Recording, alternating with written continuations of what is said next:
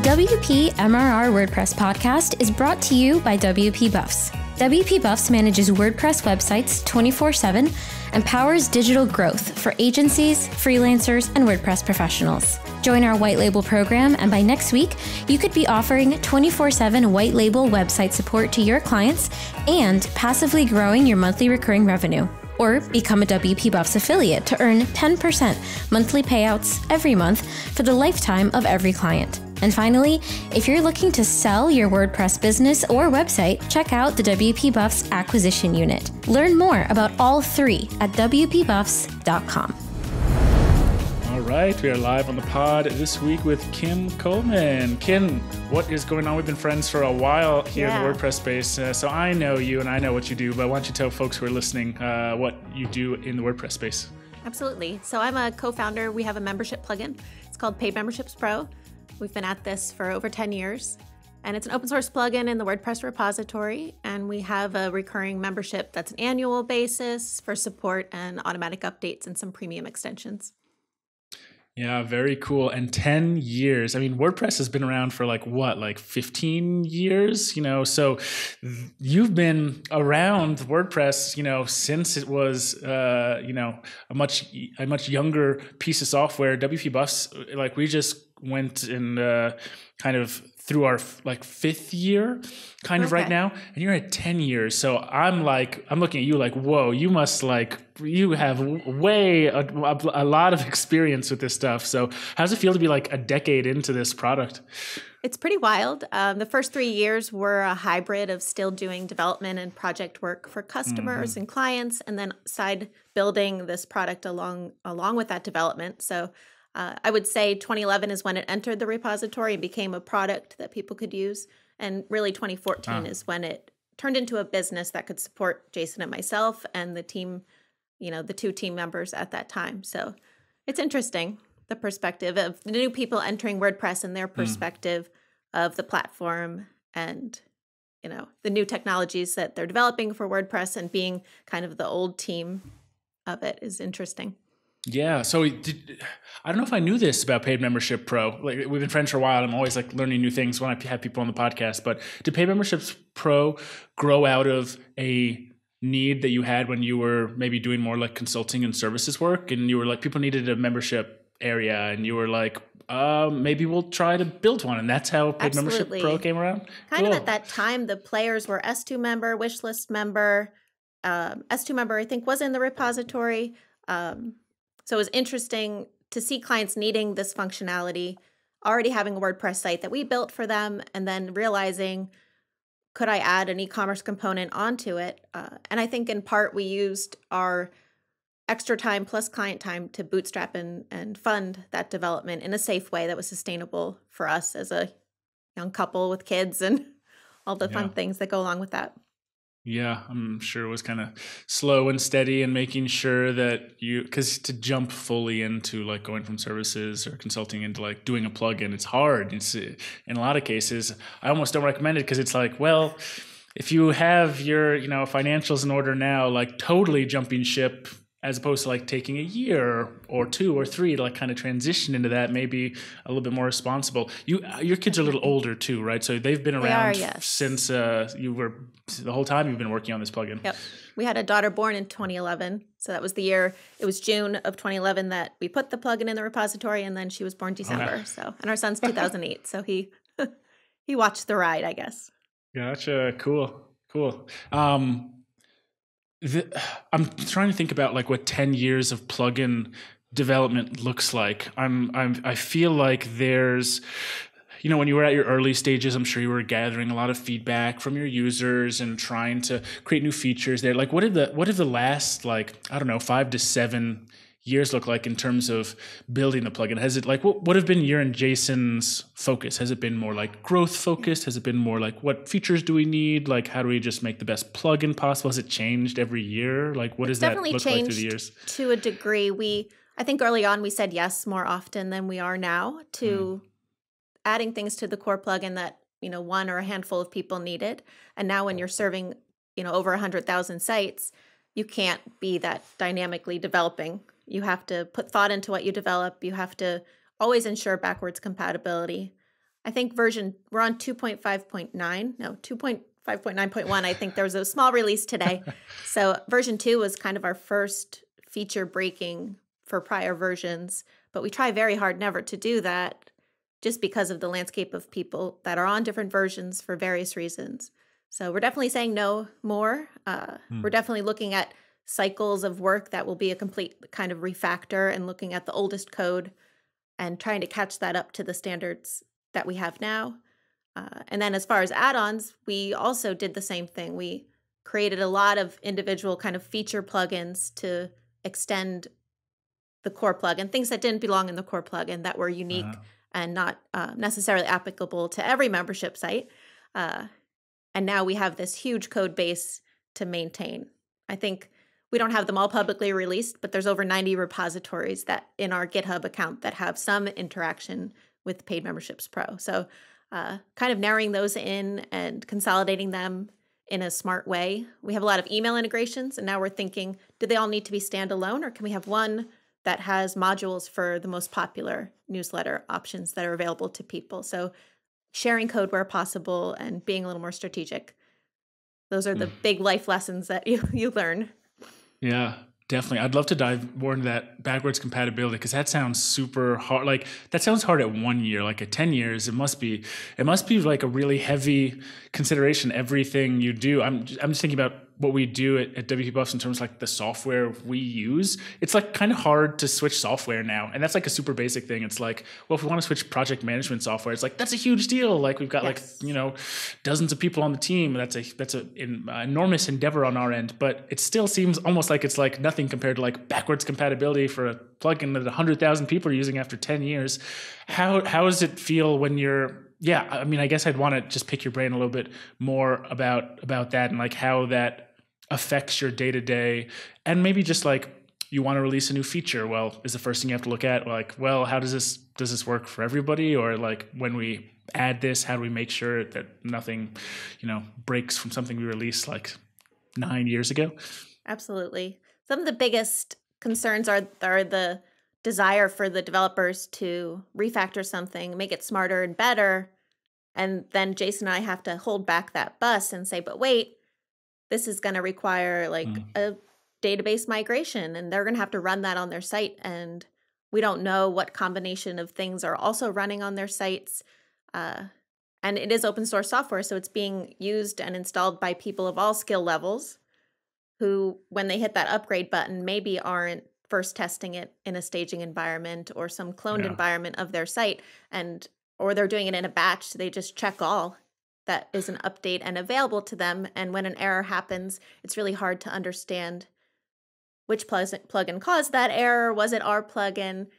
What failed in that process? And talk them through fixing it if they don't have maintenance like WP Buffs or another developer on their team to support them in kind of reinstalling from some previous state where that bug wasn't existing and helping them forward. So that's like the scary thing for sure.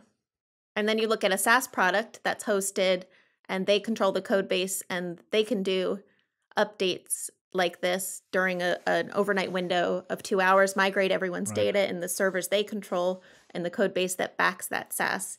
And the features are readily available the next morning when everyone logs in. So it's kind of a dreamland to look at that way, but that's not our model because we like the open source. We like being attached to WordPress for our product, but grass is greener when you look at a SaaS option where they can control the update fully.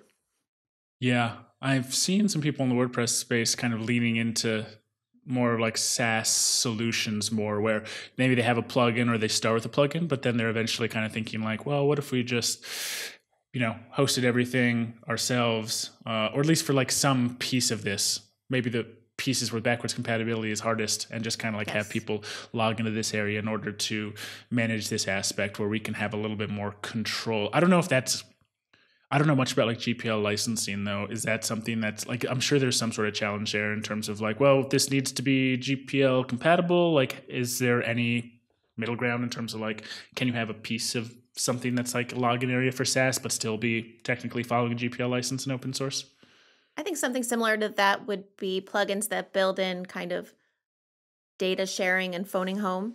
So you're under the same requirements that GPL would be. So I think as long as you built it in a way that whatever data was stored remotely on, that SaaS environment respected the account changes made on the WordPress site, respected if a person wanted their data forgotten, that it would translate through to that hosted SaaS thing. I think that would be an option and doable. At the same time, there would probably be a lot of, inserted into your terms and privacy policy that you're, as a user, you're not just engaging with this website, you're engaging with this website and this SaaS that has copies of your data. So I think it's a landscape that requires lots of legal experience and understanding in all those areas. And yeah, it's interesting. Even the phone home thing is interesting for WordPress plugins that have that kind of opt-in to share my data back. It's a dream come true to get that data back. And you see things like Freemius that have that built in and some data share.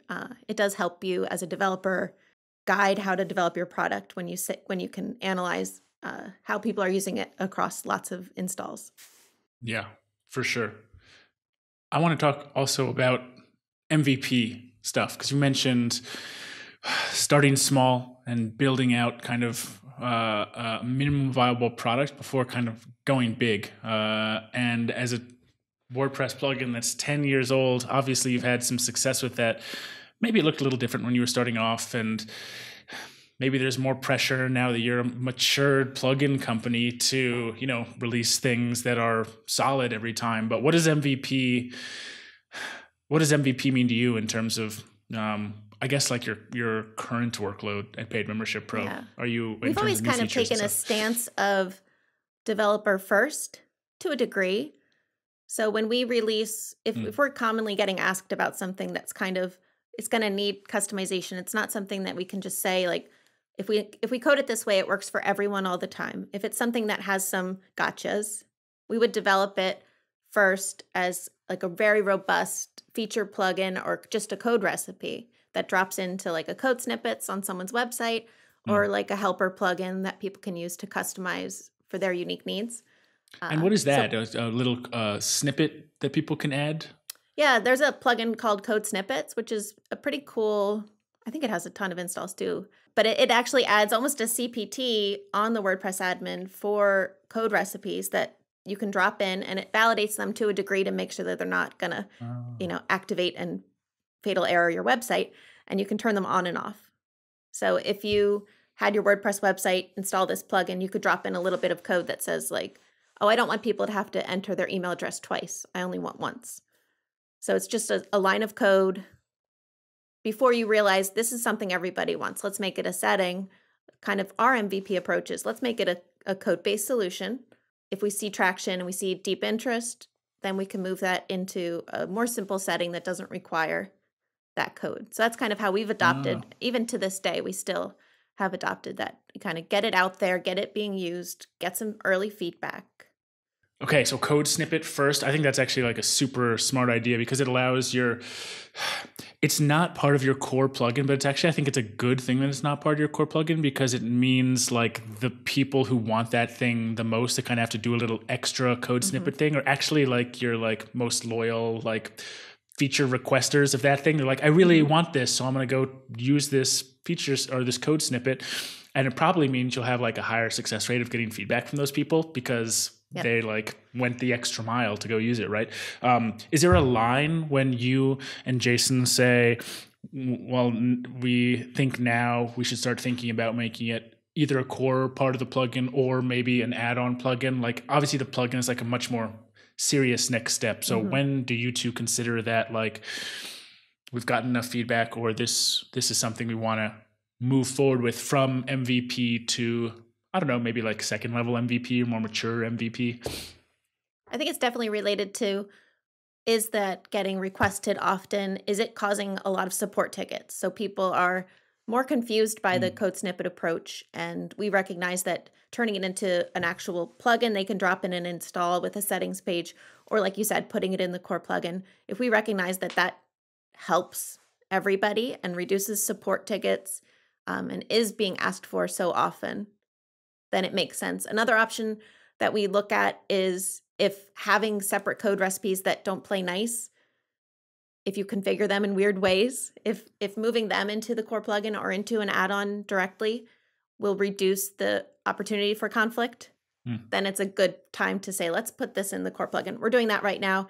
We have an add-on for customizing all the email messages that get sent at various points. So if you have a payment method that's expiring soon, there's an email. If you have a payment method that failed to rebill, there's an email. So we're moving that into the core plugin now. Cool. Because it's time, and it's been an add-on that's existed and it's been asked for.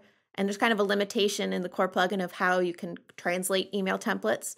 So it kind of came at us in all these directions, like popular, needed by every site, improves, translations and the ability for our plugin to be used internationally. Like, we got to do it. Yeah, cool. I love dunning emails, especially for membership recovery, but definitely like credit card recovery. Like automating that or even semi-automating that was like a big time saver for our client success team. Because before we were kind of like manually emailing people like, hey, your stuff's running out. And then we found, I think we used Barometrics Recover for a while, and it's just like, oh, like this is way easier. You just have a template and it's just like, it knows when people's stuff's running out. Yeah. And integrating that email stuff into like core plugin is like, this is a great example of like, what I feel like is like you run, paid memberships pro, a membership plugin. It's like at a base level, what do people think about as a membership plugin? People can have an area in their website where they log in and log out and have stuff in there for people to have access to. Like that's what a membership plugin is, right? But once you get a lot of users, you have people asking like, well, I need to be reducing cancellations of memberships because people pay for my memberships. Like this is how I, make a living. So how do I email people to be able to, recover or tell them like a credit card's running out or tell them that their membership, needs a renewal or something. And now you and Jason have to sit around like, oh, okay. So this is a whole nother thing. Like now we're having to deal with like email and SMTP and making sure emails go through. So a lot of stuff can grow out of what seems to be like, a somewhat niche, like membership area of a site into like, well, it's got to, once your users grow, you have to do a whole lot of other things as well. How has it been releasing new features like that? Like that seems like a big one. Like, were you or Jason like, do you feel like you have to do a lot of like R&D around this stuff, or is it something you like know pretty well as developers in terms of like implementing like email stuff? Because it seems like it's not exactly the same like, I don't know, development area as like plugin stuff, membership stuff. Oh, email is like feels like a somewhat different area. Yeah, we try to like limit what our plugin is responsible for in the WordPress site to a degree. So we can help you make an easy-to-use tool that edits those emails and makes them have the right look and feel to match your site. But when it comes to how they're being delivered, it's so server and host dependent that it's outside of what we feel like we're responsible for. More recently, we integrated directly with SendWP, which is a service through the Saturday Drive team. And it was easy to integrate with, and we have a good relationship with them as a company. And there's a number of people who activate Pay Memberships Pro and begin using a SendWP account because it's fairly low cost. I think it's $7 a month or $9 a month, and gives you some reporting tools. But if you have a WordPress site, hopefully you're on a strong managed WordPress host or have a good hosting environment that is looking at how email deliverability works and kind of being your support system for that if it's not something you have skills in, for sure. Yeah, I love the teaming up we feel the same way at WP Buffs. It's like what do your like website edits cover? What do they not cover? And we like are very robust in like what it covers and what it doesn't cover. But it still seems like every week there's like some edge case that someone comes in and is like, what about this thing? Or what about that thing? And it's like, oh, like that's a new thing in WordPress, this because there's always new stuff happening in WordPress. Yep. So it's like we're always evolving that. So I totally, kind of understand what that feeling's like. But in terms of the teaming up with other companies and like everybody focusing on where they're best, I really like that idea. And I know SendWP pretty well, and their email solution there is solid. So I think you kind of working together on that. I think everybody benefits because then you don't have to worry as much about the email stuff. You can work with them on that, and they're experts in that area, and you can continue to be experts in membership stuff. It makes sense. You made an interesting point about that a membership site in its most basic form is a login and maybe some protected content. And as we've grown, we've seen how extensive people want to get with what they're protecting in the content or what features of their membership are, and how they're trying to kind of piece together all these different features and value adds to their membership site. So it's interesting for us to see that there are still sites that are very basic. They want, a protected category of articles, and it's just vanilla everything, Paid Memberships Pro and WordPress, and you're good. But then you look at the other side, and there's people that want communities and events and discounted products or free shipping on products, and they want to have custom forms where people submit information, and it's a back and forth kind of like a coaching environment. So we do have to kind of put a rope around what we say is the features of the membership plugin, and then what's an integration with another plugin that does that feature well. I mean, 100,000 users is a ton.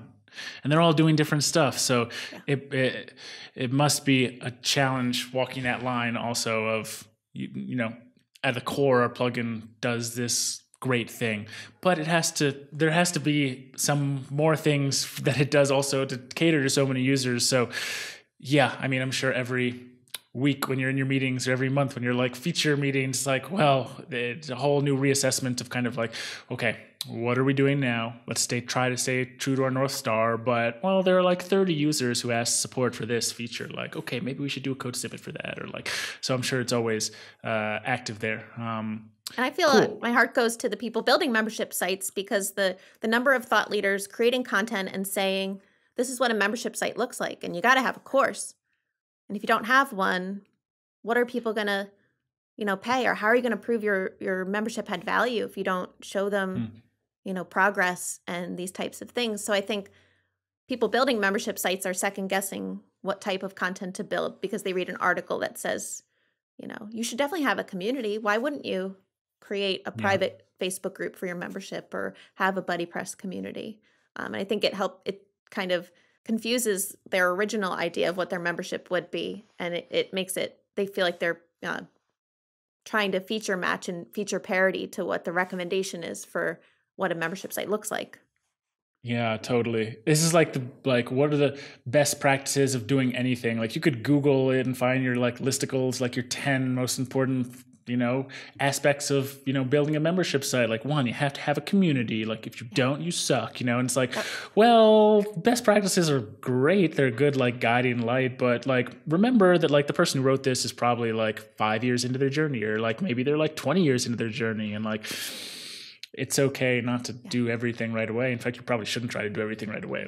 Do a few things like you're talking about, right? MVP, and start small and kind of build from there. There's always time to build more out there. So I'm sure that's a challenge for you, actually working, because your goal is to help people build the best membership sites they can. And that can be a challenge around just providing the tool. Just providing the plugin is a challenge, but also helping people to actually use the tool correctly, or in the best way possible from your perspective as a team who have a ton of knowledge about who are your best customers yourself. You probably have a list of your 100 most successful membership sites based on whatever metric that may be, and you could probably say here's how they started, here's how they do this, here's how they grew it to this size, etc.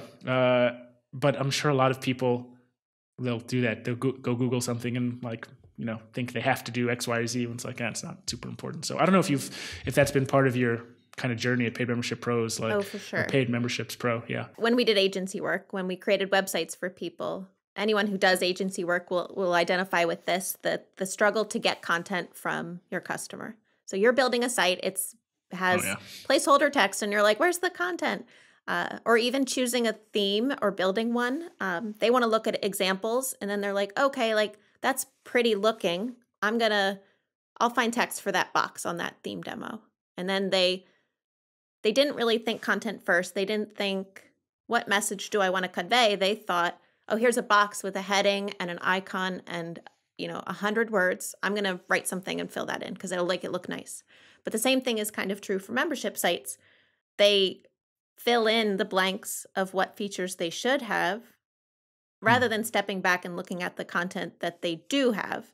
And it does hold up launch for a lot of membership sites who they keep pushing out, oh, well, I have to write a course now. And oh, well, I have to have an ebook now.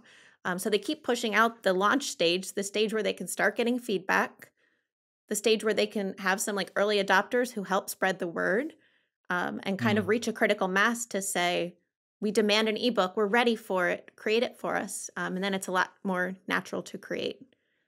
Or they get hung up on the minutia of kind of design and features that aren't yet important. Like you've just started out and you're starting to worry about like, how are people going to gift membership? So you start worrying about things when you have 0 members, you're worried about how are they going to gift it? How are non-existent people going to send a gift? You're like, not yet, later, not yet, Yeah. Yeah. I've learned a lot about human psyche. Yeah. And it totally comes back to the MVP stuff you were talking about.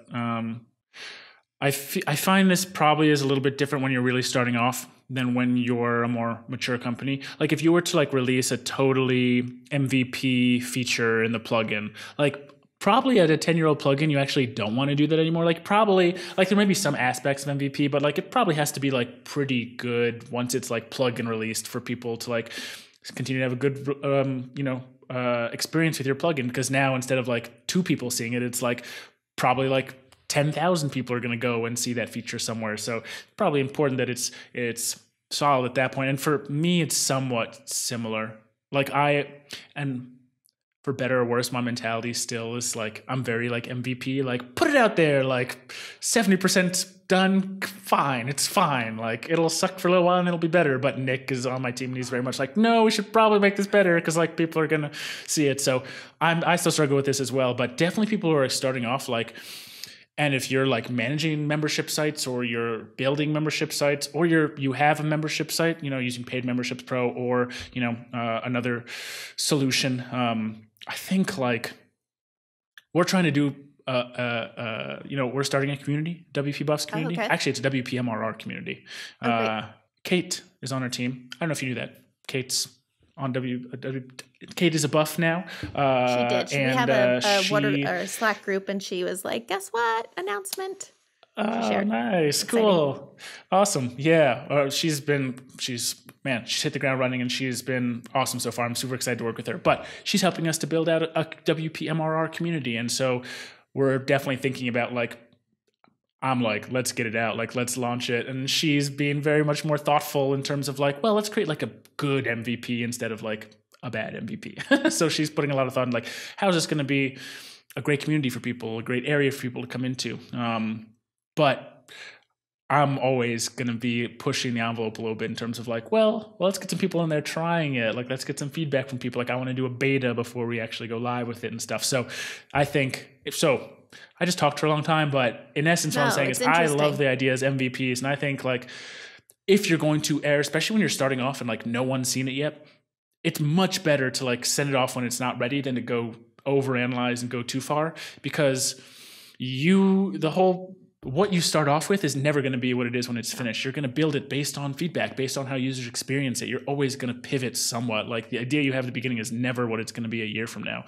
You know that at Paid Membership Pro very well. I know that at WP Buffs because what we thought it was going to be, it totally turned into something different. So I love MVP, and I think like put it out there, let people mess with it a little bit and see what happens.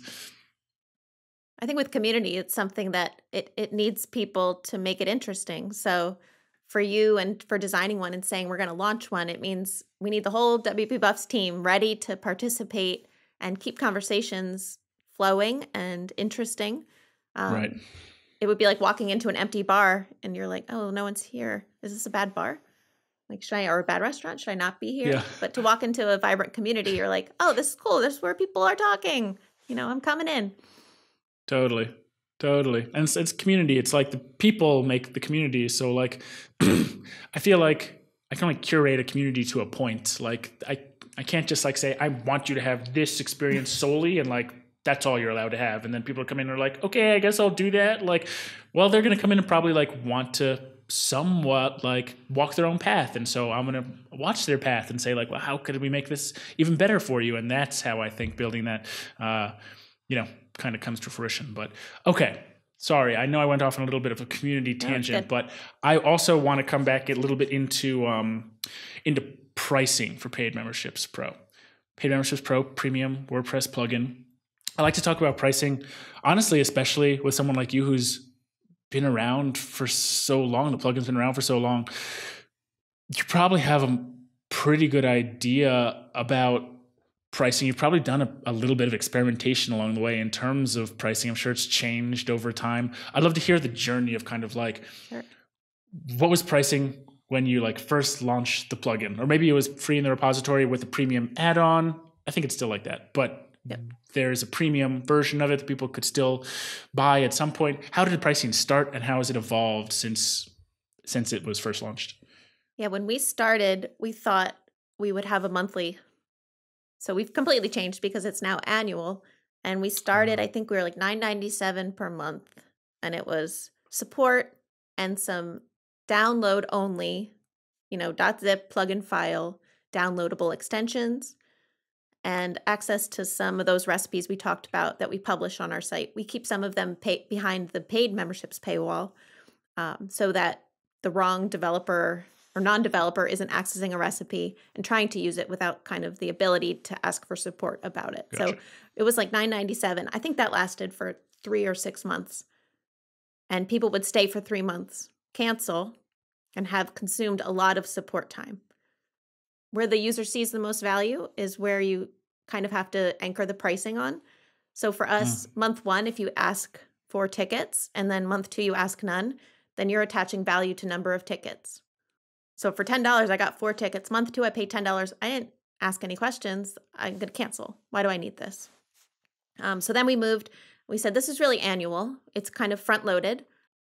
All the support happens in the first few months, within the first 3 months, really. We have customers that, still continue to open tickets over time, but that's when they're building and that's when you're starting and when you have the most issues potentially.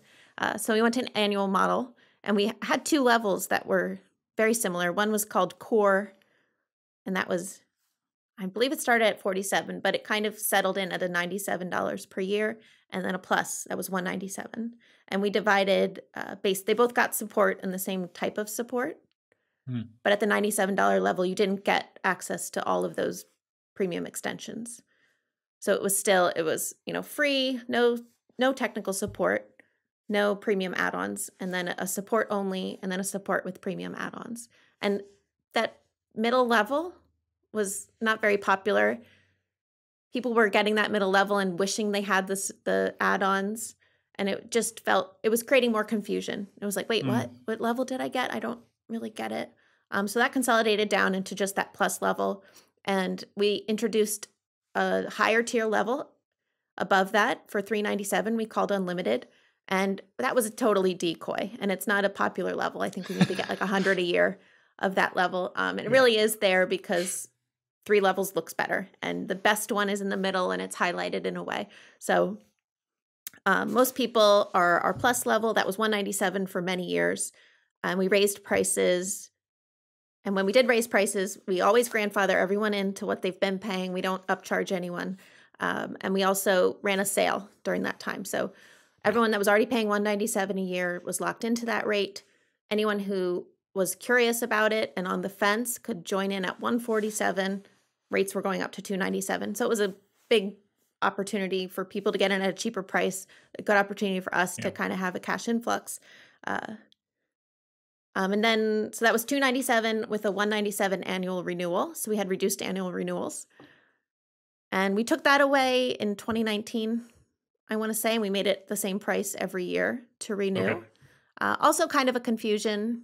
People would kind of cancel and not know what they were supposed to pay. They're like, I was paying $197. What should I be paying now? Oh, and we had a lot of support around that. People whose accounts lapsed, then we had to find a way to give them the $197 price and all the logic related to having all these prices in our history. There's a very big recipe that says, what should I be paying for the people just running on our site? So it just, everything kind of simplified when it became $297, renews annually. you're good. That's kind of where we settled at. I don't know that we're running any more price experiments. The only one we're going to try, we have not yet tried, is related to like the perpetual sale, which we don't really advocate or love. For people who don't know, a perpetual sale is like every time you come to the website for the next 4 hours, it's going to be on this sale price. But actually, it's perpetual. It's always available at that sale price. But we are going to try, when people get to the checkout page, just throw a like extra 10% off on there. And we'll see how that works. Yeah. We'll report back later. Yeah, we've kind of steered more away from discounts in general because we want to be like seen as a premium solution for people. But we still do some discounts like with our affiliates, especially because like that just helps them improve conversion. And I like the idea of experimenting with discounts because you don't have to do like a 75% discount. Like you can do like a 10% discount and see how it affects conversion, right? You like put a little pop-up on your like checkout page or on your pricing page that says like, hey, like you can get 10% off like right now if you wanted to, and just see like, hey, like 20 people checked out instead of 10. Well, that's good. Or maybe it's like no more people did. So then you say, okay, a discount didn't really work. I don't know if those numbers are statistically significant. Maybe you need 100 instead of 10 or 1,000. But regardless, that's an interesting experiment to see if that works. The perpetual discount is an interesting one to me. It kind of comes back to like a challenge I feel like I have around probably a lot of business owners around like, I want to do something that works that will help my business financially, but I also like want to be like an ethical business owner or like a morally sound business owner. I don't think there's anything really wrong with running a constant discount. You know, there are a lot of sites out there running WordPress things that like always have one price crossed out and say you can get it for this price and like in 4 hours this is going away. And so I've seen those in some pretty successful plugin companies. So clearly it works. Like I feel like you could do some testing and get something like that to work. But like, is it really a perpetual discount if you do it that way? Like, is it something in like, I don't know. I don't know if I feel weird about it or not. I think probably I do because something that's why I'm talking about it here. It's like something makes me feel weird, but clearly it works too. I don't know how you like think about that. Like, is that something you feel like you'd want to try out and like see if it worked, like run an experiment with it? I think we would run the experiment only because we use our own plugin to sell our own membership. So what we do from an experiment standpoint becomes blog content and knowledge share to other people building membership sites. So we're always interested to kind of be the guinea pig and run that experiment ourselves so that we can say, hey, this really worked. We might not keep doing it for these reasons, but if it's something you're comfortable with and want to try, you know, here's how you, first of all, set it up and here's the results you could expect. Cool. Jason read an article. I will try to find it and I can put it in the comments of the podcast when it publishes about the psychology of buying things that are on sale and how people feel better emotionally after having bought something if they got it on a discount.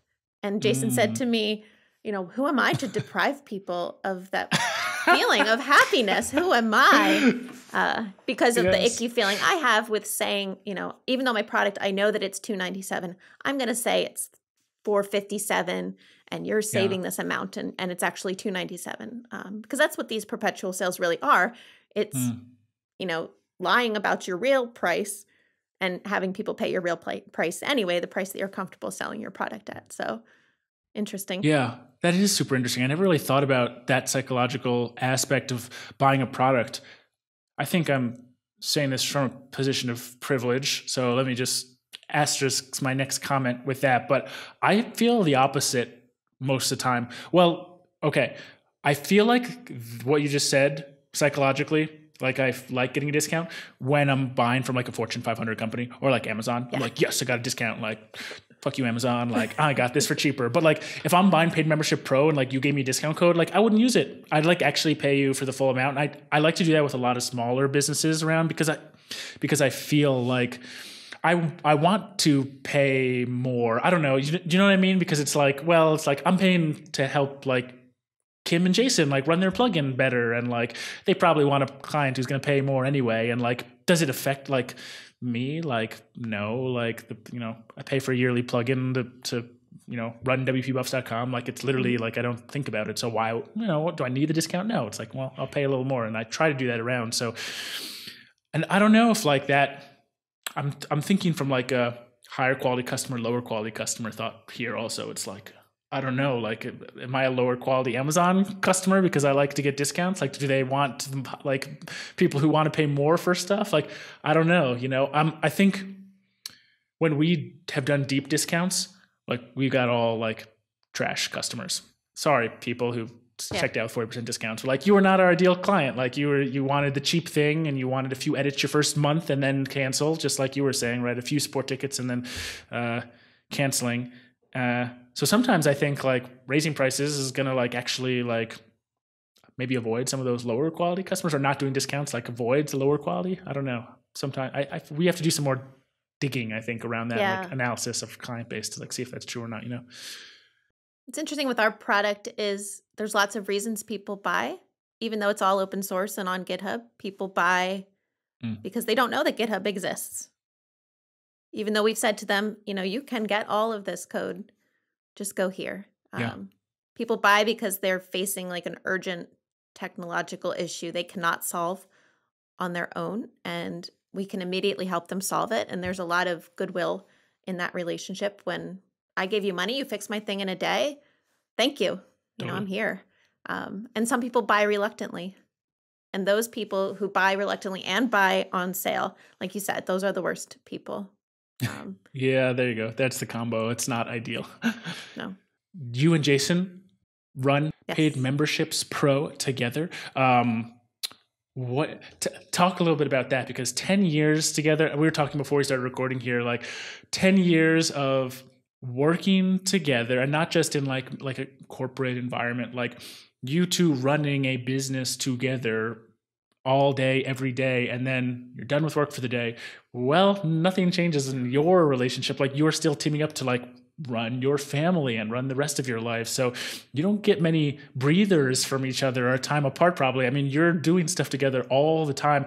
And there are a lot of WordPress companies like that, like small WordPress companies or agencies where it's like, a partner team, not just professionally, but personally. And I always like to hear kind of what that's like from your perspective, running a company together for 10 years and a family together. How's that been? I'd say the biggest thing is the pandemic kind of changed a lot for us and for our work. We were busier than ever with work. We were busier than ever with our kids. And it made me, I specifically, take a hard look at the times that I interrupt his work because he's there and present with me in a way that I wouldn't do that to a coworker that was not my spouse. I would not expect the same, always available to me, always there to fix or bounce an idea off. We joke in our team, like, if you need something urgently from Jason, tell Kim, because Kim's going to go say, hey, they've been slacking you, go talk to them. So it's a shortcut to getting your item to the top of his list in a way. But I think through the pandemic, I became more aware of the moments where I would be interrupting. And I started making separate lists to say, like, these are things that I need to have conversations with you about, and let's schedule that and dedicate that time to going through that list of items. So I wasn't constantly pulling from him. And we've been trying in our team too, to like divide what we're responsible for to a degree, which it's funny, we're high school sweethearts. So we've been together since I was 15, turning 16, and I'm going to be 38 this year. So a really long time. So we have figured out how to fight work things, how to make decisions without having terrible feelings, how to let it go over those many years together. But more so through the pandemic, realizing that when we're more busy and the team is growing, we need to give each other the authority to be in charge of different things. And we can ask for each other's opinion about it, but we don't have to have 100% consensus on every decision that's made and 100% kind of approval before progress is made. And it's evolving, but I think I would say since the start of this year, 2021 specifically, I'm going to say I'm doing a good job at it. Yes, good to give yourself pats on the back. It's funny actually hearing your experience when you're working on a plugin with your, partner, I feel a lot of the same ways in my relationship with Nick, actually. It's like Nick, maybe Nick is just my work husband. I think maybe that's just how it works. But it, like, when you say we don't have to come to consensus on everything and we can like split those responsibilities and let people, like, that's totally how our relationship has been too. It's kind of like, as the company's grown and matured, like, just things have gotten bigger. We just can't always talk about everything that's happening. Like, we just kind of have to trust each other and just make sure that, responsibilities are recorded somewhere and that, we're prioritizing our lists and working on things that will hopefully unblock each other and help each other out. And that's just kind of how it works. How has been having older kids during COVID? Have you been, has all school been at home? I don't know if you, some people I know in WordPress space do homeschool period. Through it. So we took them, they were in a Montessori environment, which is already kind of set up with smaller classrooms and a little bit more protected, and they haven't had major issues. They've stayed open through all of this event, but we took the kids out because we didn't really know what would happen, especially starting out the school year last September. We did not know if it would all close immediately or how things would go. I think they went better than we expected for the schooling environments, but we've kept the kids home and they're done, which is sad. Now we're getting to summer. We're vaccinated, so I think we'll slowly open up and let them start seeing friends. But it's still a risk for both of them to get this. But yeah, they've definitely seen us working a lot more than they did. And I will say, even before they were home with us 24/7, we would work at night and they would see that, or they would see us having work conversations at dinner. And if it was ever stressful, they would internalize that. Now it's all day, every day. So to them, where we used to work all the time, now that's like, that is way higher. They're telling everyone, Mommy and Daddy are always working. And we're like, well, you would be at school. You wouldn't see what we're doing. But their perspective is interesting. I'm interested to see what they do with their lives and whether they start a business or not, having grown up with us working together and having our own business. Yeah. Are they drawn to it because they're like, oh, Mommy and Daddy did this? Or are they like, nope, like, that doesn't seem like my cup of tea at all. My mom was a doctor and like, I was never going to do that. So for me, it was the opposite. My daughter plans to own her own business. She's 9, and she says that she will start a company that does like marketing through virtual reality because she has the Oculus headset. So she's like, why aren't businesses creating kind of marketing games through virtual reality, releasing them for free? I'm like, this is great. Do it. She's ahead of the curve. Yeah, go for it. Very cool. Nice. Okay. So I know that you and Jason are very busy right now. I have a little like Slack DM going on with Jason and Mark Benzakine. It's kind of like a little like investment like chatter because I saw that Jason, I didn't know this, but Jason like used to like be more serious into like the like personal finance, like investment scene. I know he still does some investment stuff, but he used to be like instead of paid memberships pro, like he did like that kind of work. Like he had a blog and stuff. So I think I saw a tweet that he had and or Mark had a tweet. And so I started a thread with both of them, be like, hey, like I know you two do investments. Some are involved in like the investment world. I had known nothing about, like I have a little like, app on my phone where I have like, if, put $5,000 into an account and like, I'll like buy some Tesla or whatever, but it's like, I don't really know that much about it. So I wanted to like pick their brains about it. So they're talking about all this stuff. I'm like, oh, I should probably Google that, what that means, but I'll make sure I'll send a few less messages there because I know he's busy. Nah, he loves it. It's kind of his passion, I think, to a degree. Our watercolor and our team channel is often like really just stock conversations. It's all like, what do you think? Something's dropping. Is this a buying opportunity? And I'm like, look at the cake I made, and they're like, I'm like, okay. Yes. Buy the dip. Okay, I know what that means. So my lingo is catching up. So cool. Kim, thanks for hopping on. This has been a ton of fun. Second to last thing I like to ask you for is just where folks can find you online. Where can they go to grab the plugin? Where can they go to buy the plugin? Where can they find you online, social media, all that jazz? Definitely. So the plugin website is paidmembershipspro.com. And it's also available in the WordPress.org repository. You can search for Paid Memberships Pro. Memberships were one of the top 2. For me, I'm on Twitter mostly. I think that my Twitter handle is Coleman K83. Very cool. And last thing I like to ask our guests to do is to ask our listeners for a little Apple Podcast review. So if you wouldn't mind asking folks to leave us a review, I'd appreciate it. Absolutely. If you're listening and you enjoyed our show, we really hope that you can leave a recommendation and a rating for Apple Podcasts. Thank you. Yes. If you leave a review, wpmrr.com/review redirects you right there if you're on a Mac or Apple device. You can just leave a star rating, but if you leave some comments there, it helps us know what additional kind of podcast content we should have on. If we get a few reviews for this podcast episode, we'll have Kim on again. We'll do more pricing episodes and MVP episodes. So that's always helpful. Go there to leave a review if you have a couple minutes.